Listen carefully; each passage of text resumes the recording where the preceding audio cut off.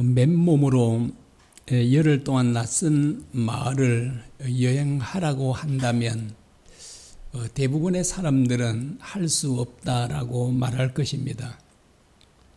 그런데 주님께서 전도여행을 떠나는 제자들에게 아무것도 가지고 가지 말라고 하셨습니다. 주님께서 이렇게 하신 것은 복음을 전할 때 가장 중요한 것이 무엇인지를 그들로 하여금 깨닫게 해주시기 위함이었습니다. 사람들은 무엇을 하려고 할 때 가장 우선적으로 생각하는 것이 돈입니다. 돈이 있어야 무엇이든지 할 수 있다고 생각합니다. 그러나 주님은 그렇지 않다고 말씀합니다. 복음을 전할 때 가장 중요한 것은 돈이 아니라 믿음입니다. 하나님께서 천지 만물의 주인이 되시고 또한 모든 피조물들에게 그 모든 것들을 공급해 주십니다. 심지어 하찮은 들풀도 입히신다고 말씀하고 있습니다.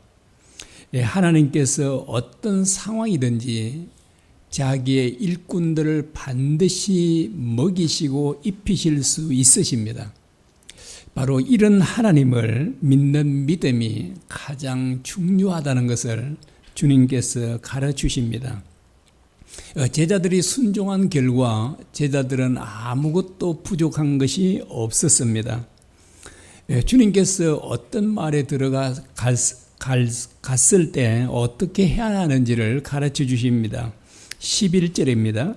어떤 성이나 마을에 들어가든지 그 중에 합당한 자를 찾아내어 너희가 떠나기까지 거기서 머물라. 여기서 말하는 합당한 자란 어떤 자를 말하겠습니까? 이것은 쉽게 말하면 복음을 받아들이고 복음 전도자들을 기꺼이 섬길 수 있는 자를 말합니다. 이런 사람을 찾아내어서 떠나기까지 거기 머물라라고 말합니다. 누가복음 10장 7절 하반절에 보면 이 집에서 저 집으로 옮기지 말라라고 말합니다. 이 집 저 집 돌아다니지 말라라고 하십니다. 주님은 왜 그 한 집을 정하면 떠날 때까지 거기에 머물라고 하시는가 하는 것입니다. 여러분, 왜 주님께서 딱 한 집에만 머물라고 하셨을까요? 어쩌면 너무 많이 피해도 될 수도 있지 않겠습니까? 그런데 이 집 저 집 이렇게 돌아다니면 옮기면 여러 가지 문제가 발생할 수 있기 때문입니다. 베드로와 요한이 이제 어떤 마을에 들어가서 복음을 전했습니다. 그러자 어떤 한 가난한 사람이 그 복음을 받아들이고 그리고 그 복음을 전해 주었던 베드로와 요한을 자기 집에 모시고자 하는 것입니다. 그런데 그 집에는 방이 딱 2개밖에 없습니다. 그러면 아이들과 그 부모들은 함께 잠을 자야 되잖아요. 방 하나를 주면. 그리고 가난하니까 음식도 제대로 또 맛있는 것들을 줄 수도 없습니다. 그런데도 너무나도 복음을 듣고 기뻐서 이 사도들을 자기 집에서 모시겠다고 한 것입니다.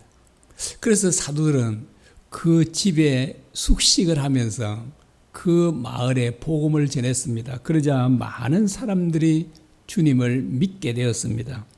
그 가운데 어떤 부자가 그도 복음을 듣고 기뻐서 2 사도들을 자기 집에 모시겠다라고 했습니다. 자, 부자 집에는 2 사도에게 따로 방을 줄 수 있을 만큼 방도 많았습니다.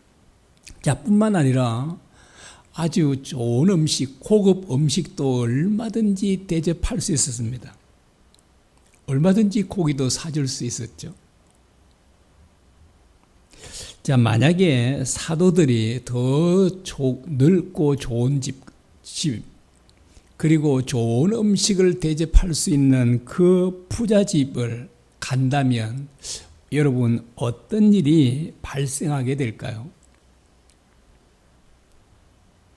여러 가지 있지만 첫 번째는요, 그동안 점성껏 섬긴 그 가난한 사람은 참 많이 섭섭할 것입니다. 우리 집에는 이렇게 집도 빚었고 제대로 음식도 대접 못하니까 저 부잣집으로 가는가, 그렇게 생각하고 섭섭하지 않겠습니까? 그 다음에 두 번째는 이런 섭섭한 사람이 생기면 성도들 간에 사이가 좋을 수가 없지 않겠습니까? 자연적으로 하나 되지 못하겠죠. 그리고 세 번째 가장 중요한 게 있습니다. 여러분, 무엇일까요? 어떤 문제가 발생할까요? 그래서 왜 주님께서 그 한 집을 정하면 떠나기까지, 그 마을을 떠나기까지 머물라고 하셨는가라고 하는. 자, 세 번째가 가장 중요한 것인데요. 그것은 바로 복음의 가치를 떨어뜨릴 수 있기 때문입니다. 복음의 가치를. 그 사도들이 세상의 것들을 추구하는 것을 볼 때 그 복음을 믿게 된 사람들이 어떻게 생각할까요? 아마 크게 실망할 것입니다. 기독교도 다른 종교에서 전하는 메시지와 전혀 다르지 않네라고 생각하지 않겠습니까? 자, 이와 같이요, 이 복음을 전하는 이 사도들의 삶은, 행동은 사람들에게 지대한 영향을 미칠 수 있습니다. 그러므로 사도들은 잠자리가 좀 불편하고 음식이 좀 좋지 않더라도 그 가난한 집에서 부잣집으로 옮겨가면 안 된다는 것입니다. 그래서 주님께서 이렇게 말씀하신 것입니다. 주님께서는 제자들이 전도하러 다닐 때 어떤 일들이 발생할 건지 그들에게 미리 말씀해 주신 것입니다. 그래서 주님 말씀대로 하면 어떨까요? 당연히 문제가 일어나지 않겠죠. 그런데 주님 말씀대로 하지 않으면요, 자, 이와 같은 일들이 발생하게 될 것입니다. 여러분, 교회 안에서 참 문제들이 많이 일어나고 있지 않습니까? 우리 아이들, 우리 청년들은 잘 모르겠지만 이제 어른이 되고 오랜 이제 이 교회 생활을 하다 보면 참 교회 안에 탈도 많고 문제도 많이 일어납니다. 여러분, 왜 이렇게 문제들이 많이 일어날까요? 그 이유는 딱 한 가지입니다. 주님 말씀대로 하지 않기 때문에 그렇습니다. 주님 말씀대로 살지 않기 때문입니다. 주님께서는 마태복음 7장에 이렇게 말씀했지 않습니까? 너희가 비판을 받지 아니하거든 비판하지 말라라고 하십니다. 그런데 교회를 다니는 성도들이, 목회자를 비롯해 모든 성도들이 비판을 잘 합니까, 안 합니까? 정말 비판을 잘합니다. 이것 때문에 교회 안에 많은 문제들이 발생합니다. 만약에 주님 말씀대로 모든 성도들이요, 목회자와 모든 성도들이 서로를 비판하지 않는다면 교회 안의 문제는 제가 보기에는 아마 95% 이상, 어쩌면 아마 98% 문제가 거의 사라지지 않을까라고 생각합니다. 그래서 우리 부활 소망교회는 제가 처음에 개척하면서 우리 기도회 때부터 그런 얘기를 했습니다. 우리 가운데 서로 비판한 사람이 제기에 들리면 꼭 일주일 동안은 집에서 자숙하고 교회 문을 닫았으면 한다라고 했지 않습니까? 정말 꼭 그렇게 해보고 싶고요. 저한테 그런 담대함을 주시면 참 좋겠다 싶습니다. 그런데 지금 1년이 넘도록 1년 이제 4개월이 지났잖아요. 그 한 번도 들어보지 못한 것 같아요. 서로가 서로를 비판했다고 이런 얘기들을 여하튼 저는 아직 들어보지 못했습니다. 그래서 우리 이 부활 소망계는 정말 주님 오시는 그날까지 성도들 간에 서로 비판하지 않는, 정말 주님 이 말씀, 이 한 말씀만 온전히 순종해도 우리는 주님 앞에 가면 아마 크게 우리가 칭찬을 받게 될 것입니다. 주님은 그 집에 들어가면서 평안하기를 빌라라고 합니다. 12절과 13절 보겠습니다. 또 그 집에 들어가면서 평안하기를 빌라. 그 집이 이에 합당하면 너희 빈 평안이 극이 임할 것이요 만일 합당하지 아니하면 그 평안이 너희에게로 돌아올 것이니라. 여기에서 말씀하고 있는 평안은 헬라어로는 에레네라고 말합니다.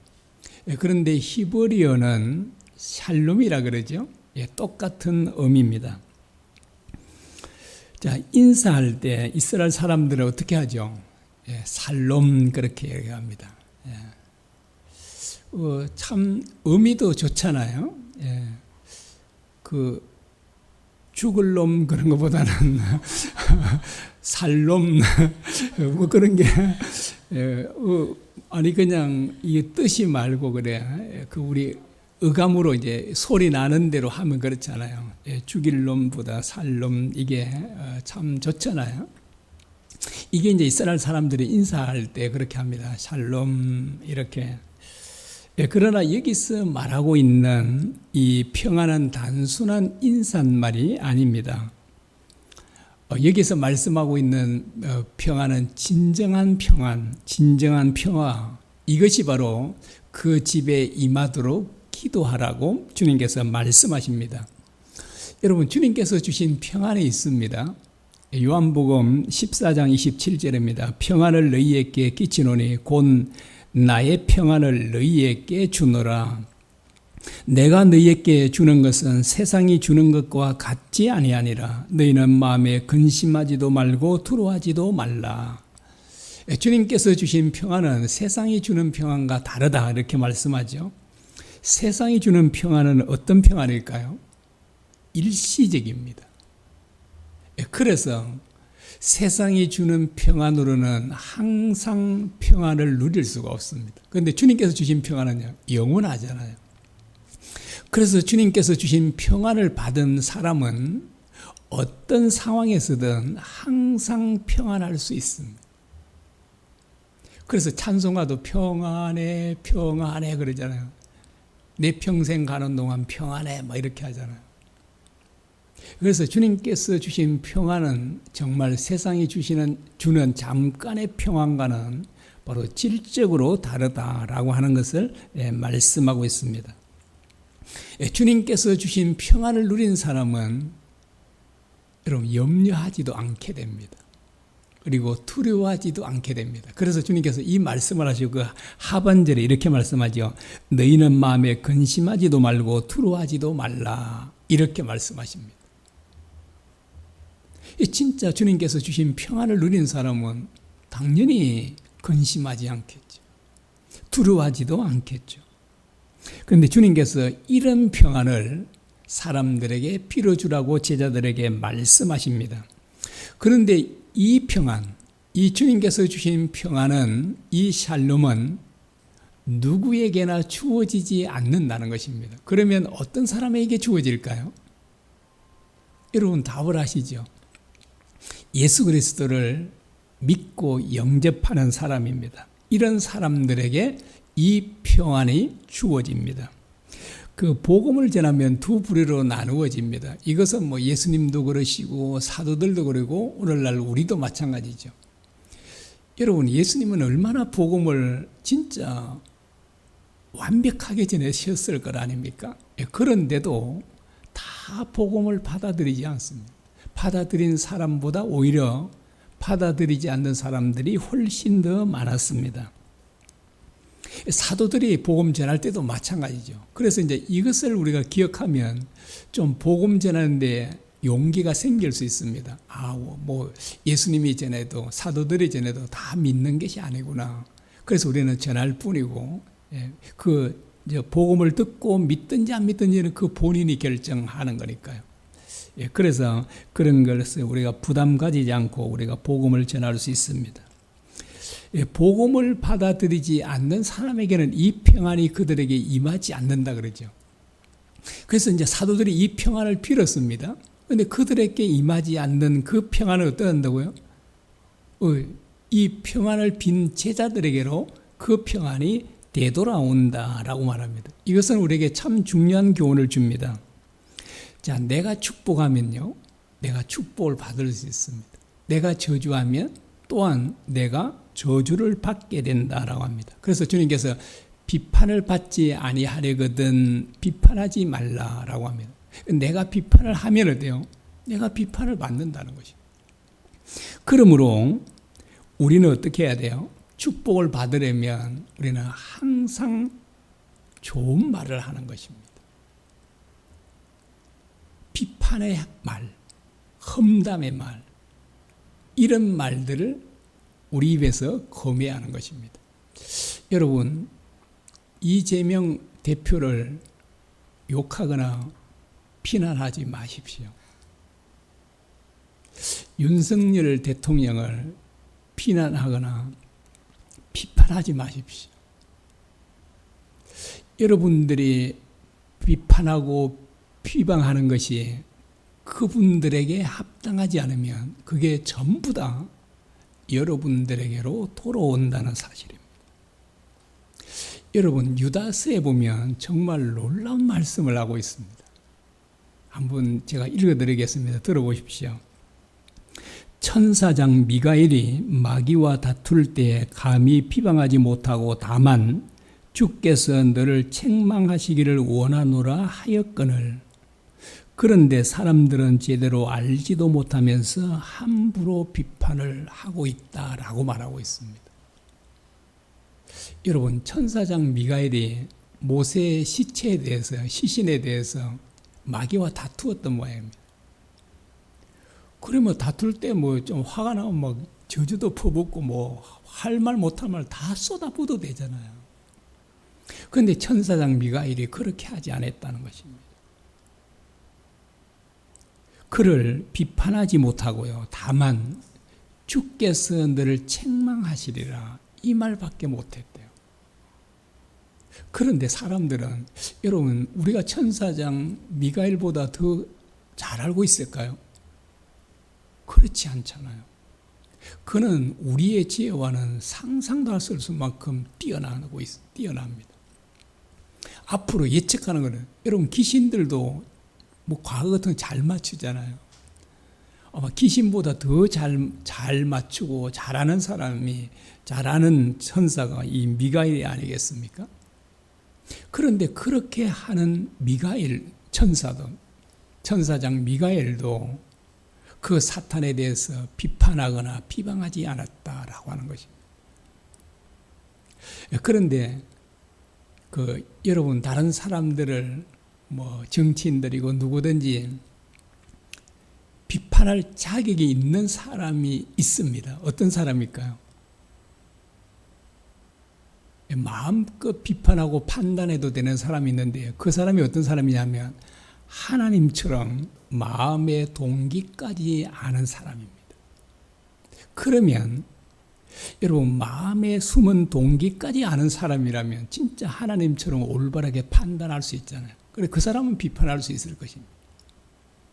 그런데 여러분들이 다른 사람의 이재명 대표든 윤석열 대통령이든 그분들의 숨은 마음의 동기까지 모른다면 비판하고 판단하는 것을 중단해야 합니다.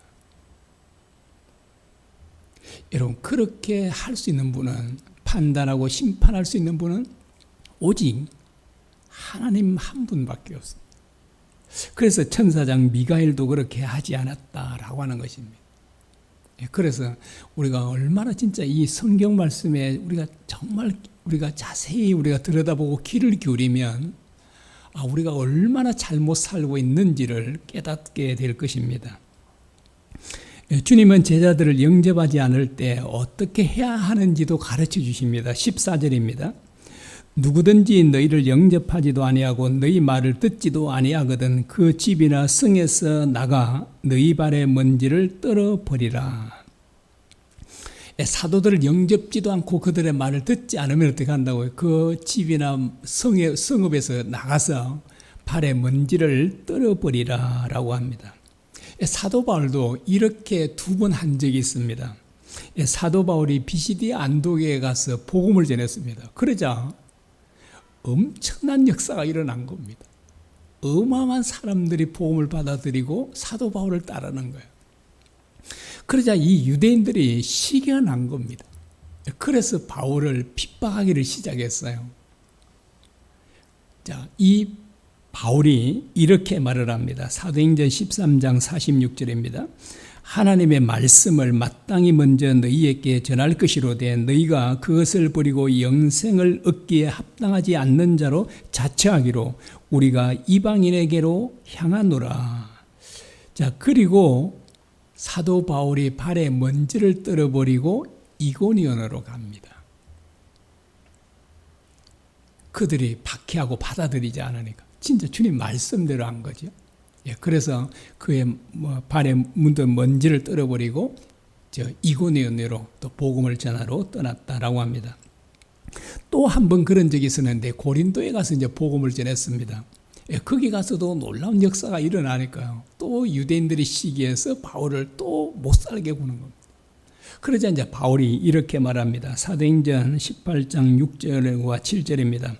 그들이 대적하여 비방하거늘 바울이 옷을 털면서 이르되 너희 피가 너희 머리에게로 돌아갈 것이요 나는 깨끗하니라. 이후에는 이방인에게로 가리라. 주님께서 발에 문지를 털든지 아니면 또는 옷에 문지를 털어버립니다. 그런데 이 발이나 옷에 먼지를 털어버리는 이 행위는 심판을 상징하고 있습니다. 또 다른 것은 자기에게 책임이 없다는 것을 의미합니다. 자, 사도 바울이 이것을 아주 정확하게 말했습니다.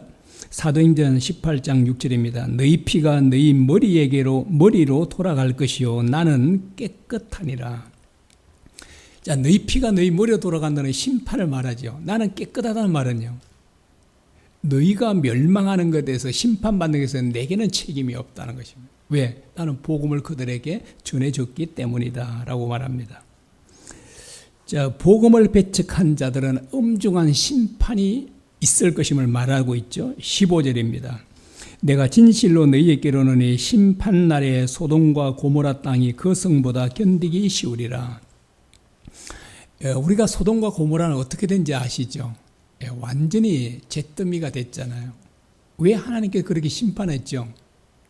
그 성에는요, 소돔과 고모라 성에는 성적 타락뿐 아니라 온갖 죄악들이 가득했기 때문에, 그래서 하나님께서 그 도성을 유황불로 심판하셨습니다. 그러나 복음을 거부한 자들은 소돔과 고모라 사람들보다 훨씬 더 큰 심판을 받게 될 것이다, 이렇게 말씀합니다. 여러분, 주님께서 가장 권능을 많이 행하신 곳이 어딘지 아십니까? 벳세다와 가버나움이에요. 주님께서 그곳에는 정말 엄청난 표적들을 행했습니다. 권능을 행하셨습니다. 그런데도 그곳의 사람들이 회개하고 주님을 믿지 않은 것입니다.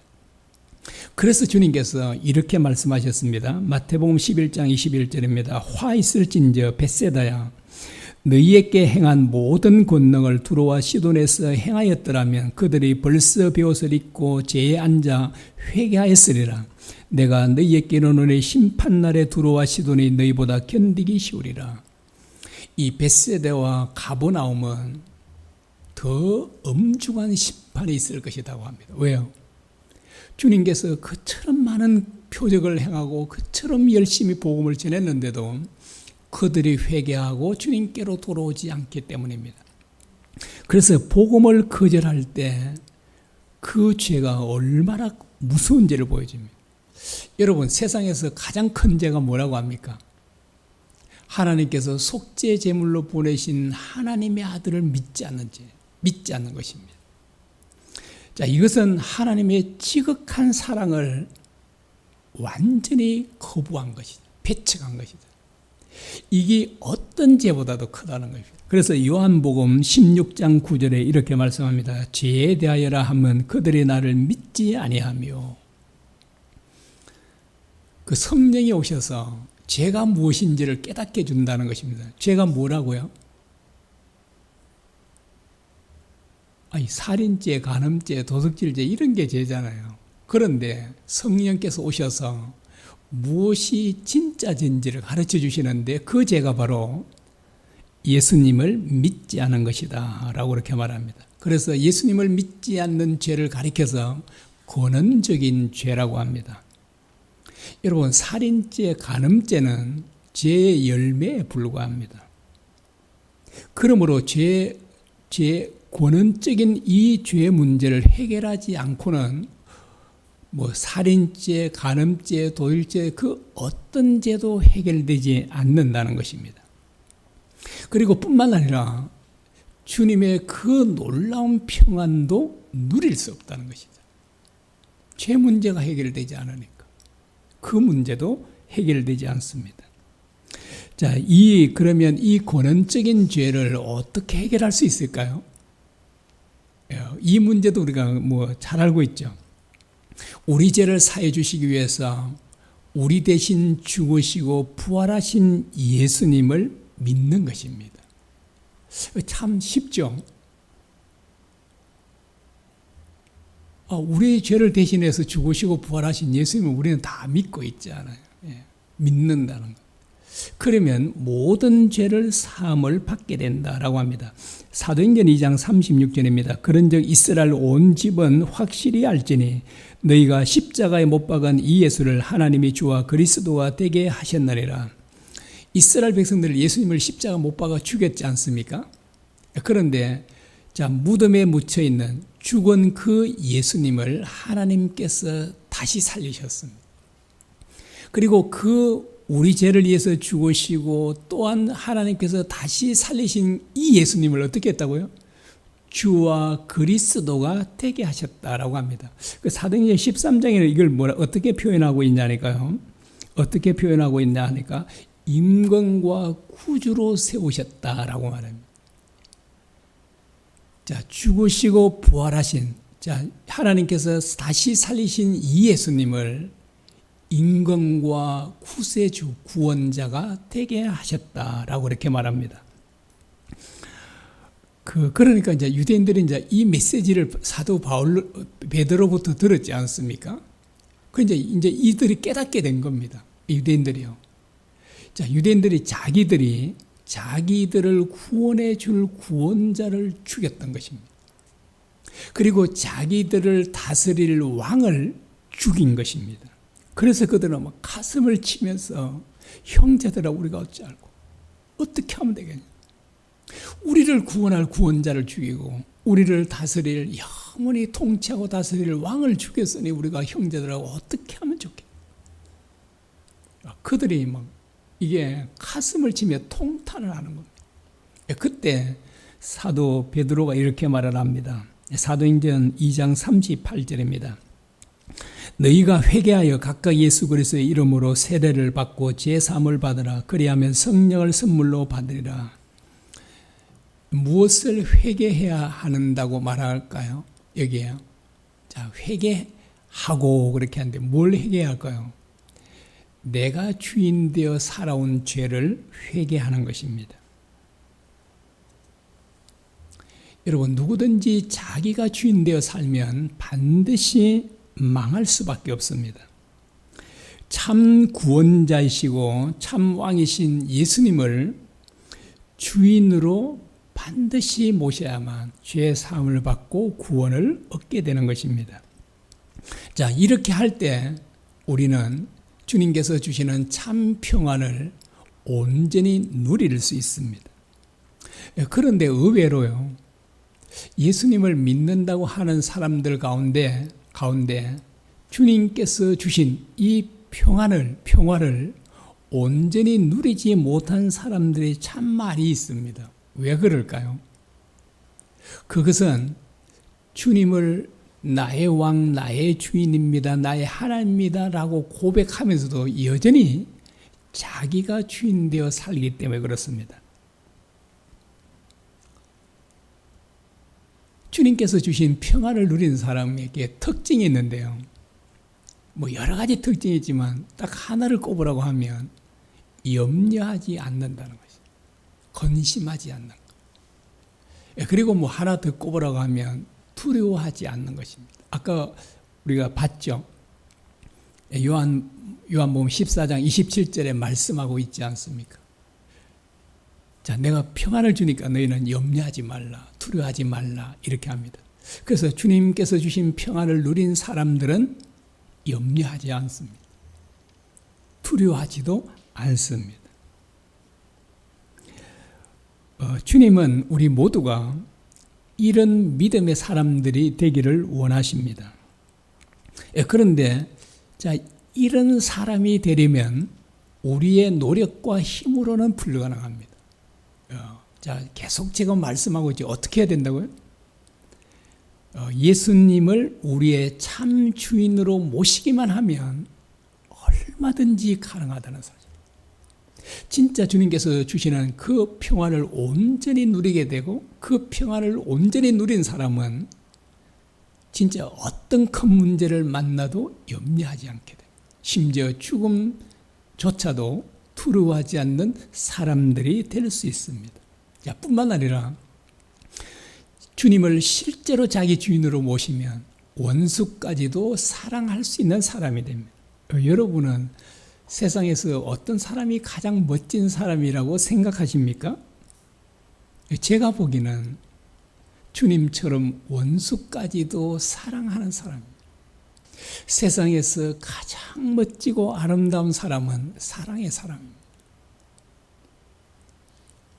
그 영화나 TV에 영화나 드라마도 보면 그러잖아요. 정말 그 사랑하는 사람이 있잖아요. 나오잖아요. 그렇게. 그 핍박을 받고 막 그렇게 해도 그렇게 끝없이 사랑을 베푸는 사람 보면 진짜 너무나도 정말 아름다워요. 옛날에 그 중국 그 드라마였죠. 왕의 공주인가요? 뭐 그건데요. 그거 볼 때 우리 아이들하고 어릴 때 얼마나 재밌게 보니. 이 자이공주님인가 그런데요. 진짜 너무나도 사랑이 많는 거예요. 그렇게 많이 그 이제 계모 왕비로부터 막 그렇게 그 왕상궁인가 뭐 해서 막 그렇게 당해요. 그런데 마지막에 이제 왕이 알게 되고 그들을 처형하라고 명령을 내립니다. 그 계모 왕비와 그 왕상궁이죠. 예. 온갖 나쁜 짓을 다 했으니까. 그때 자이공주인가 이름이 뭐 맞는지 모르겠는데 그때 아버지가 준 패가 있습니다. 무슨 명령이든지 다 무슨 요구든지 다 들어주는. 이제 마지막 딱 한 개 남았었는데 3개를 받았었는데 2개 다 쓰고 이제 1개 남았는데 그걸 딱 아빠 왕에게 내밀면서 그렇게 말합니다. 저 왕비와 상궁을 살려달라. 그러니까 막 왕비하고 상궁하고 막 달려와 그 자기 공주님 앞에 엎드려서 정말 죄송하고 감사하다고 막 눈물을 쏟고 하는데 진짜 아직도 그게 잊혀지지 않아요. 그렇게 정말 너무나도 아름답고 멋질 수가 없어요. 그래서 제가 생각에는 세상에서 가장 멋지고 아름다운 사람이 있다면 사랑의 사람. 정말 나를 해친 원수까지도 사랑할 수 있는 그 사람이 가장 멋지고 아름다운 사람이 아닌가 싶습니다. 저와 여러분 모두 이런 사람들이 되었으면 좋겠습니다. 우리 찬송 드리겠습니다.